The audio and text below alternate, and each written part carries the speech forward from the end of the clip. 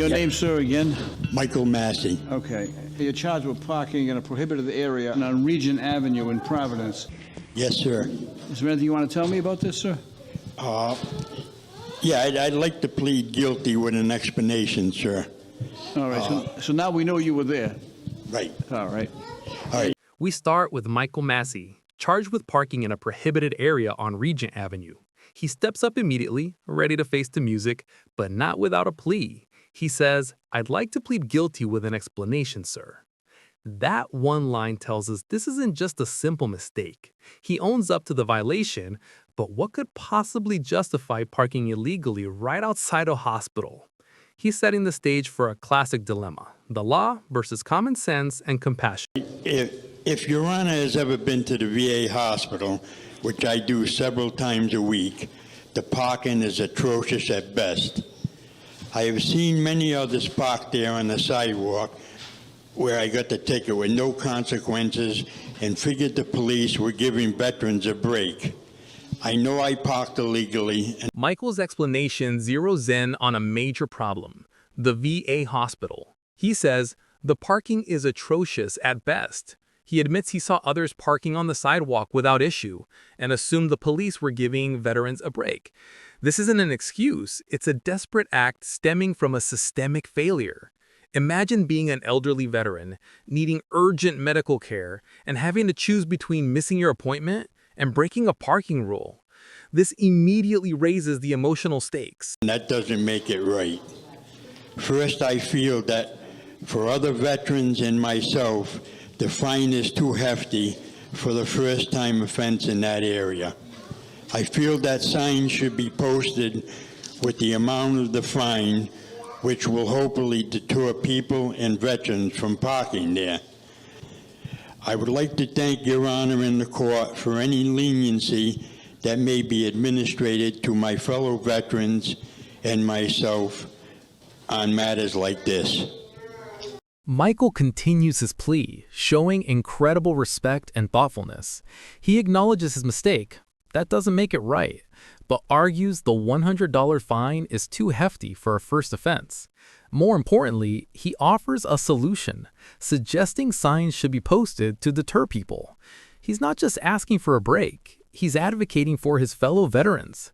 Who do you think is in the wrong here? Michael for breaking the rule, or the VA for providing such inadequate parking for our heroes?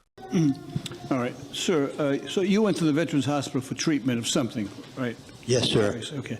And you were in the military. What branch of the military were you in? I was in the Army, sir. Okay. And when was this? I'm a Vietnam veteran. So you were in Vietnam? You served in Vietnam? Yes, sir. Yeah. How long were you there? A little over a year, sir. Okay. The judge, who has been listening intently, hits the most important pivot point. He asks about the purpose of the trip. You went to the Veterans Hospital for treatment of something, right? Michael confirms, then reveals the crucial detail. "I was in the Army, sir. I'm a Vietnam veteran." The judge's immediate, thoughtful demeanor confirms that this is now about respect for service, not just a parking fee. A Vietnam veteran seeking necessary care is being fined $100 for where he had to park.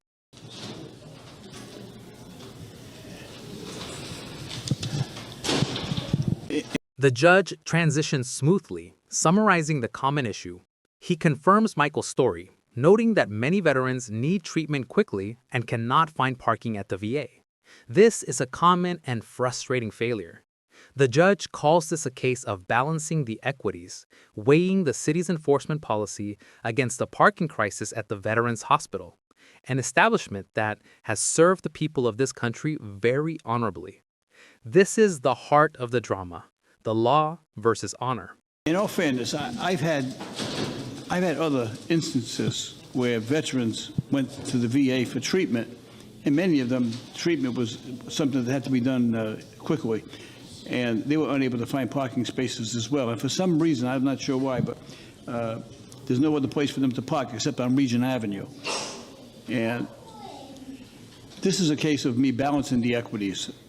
So I'm trying to balance, the enforcement policy of the city of Providence against the parking situation at not only any establishment, but the Veterans Hospital, which serves people who have served this country very honorably. The judge delivers a beautiful, powerful defense of veterans service, focusing specifically on the Vietnam veterans. He emphasizes the particular debt of gratitude owed to them because of the atrocities that our veterans had to endure during that period. He's not just talking about a parking ticket, he's recognizing a lifetime of sacrifice and pain, contrasting it sharply with the bureaucratic inconvenience of the ticket. The emotional weight here is immense. Whether it's in combat or whether it's in active duty in a foreign country or whether it's here, makes no difference. They have sacrificed a period of time of their life to serve this country. In your case, you served in Vietnam. I'm well aware of Vietnam. I think as we all are. And I think we owe a particular debt of gratitude, not only to all veterans who served elsewhere, but particularly Vietnam, because of all the circumstances about the beginning of that war and about the atrocities that our veterans had to endure during that period of time. So the judge brings it all home with devastating clarity. And now you need some medical treatment, and they give you a $100 parking ticket? The hypocrisy is laid bare. Without hesitation, the judge delivers the final ruling, his voice full of solemn respect. Thank you for your service, and the matter is dismissed. Michael's simple, heartfelt, "Thank you very much, Your Honor," closes the case. A perfect moment of justice. And now you need some medical treatment. You go for medical treatment that the government is providing, and they give you a $100 parking ticket. So, in disposing of this case, what I'm going to say to you, sir, is thank you for your service, and the matter is dismissed. Michael, showing his excellent character, replies, "I want to thank you for years of service to the community." An exchange of respect between two honorable men. The judge's work is done, and now we move into the final segment and our call to action. Thank you very much, Your Honor. I want to thank you for years of service. Professional overview and call to action. The case involved Michael Massey, a Vietnam veteran who received a $100 parking ticket in a prohibited area near the VA hospital in Providence.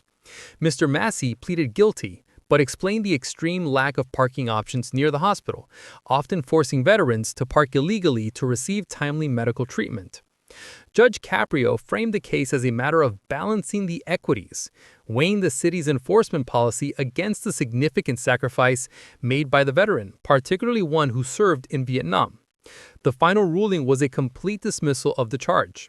This ruling reaffirmed the judge's long-standing policy of showing compassion and honor to veterans, choosing recognition of service over strict, unfeeling adherence to a parking ordinance in a challenging environment. If you believe our veterans deserve better parking and more respect, give this video a like, weigh in on the case in the comments. Do you agree with the judge's decision? And don't forget to subscribe to our channel and hit that notification bell so you don't miss the next moments of viral justice. To the community. Come on, how cool is that? If you'd like to see more cases like this one, tune into Court in Providence every weekday. Excuse me? You didn't know Court in Providence is also a TV show? Oh, wow, your life just got substantially better. To find out what channel we're on, go to courtinprovidence.com, click on your local listings, scroll down till you find your hometown, then start doing your happy dance. That's it. Move it. Move it. Nice.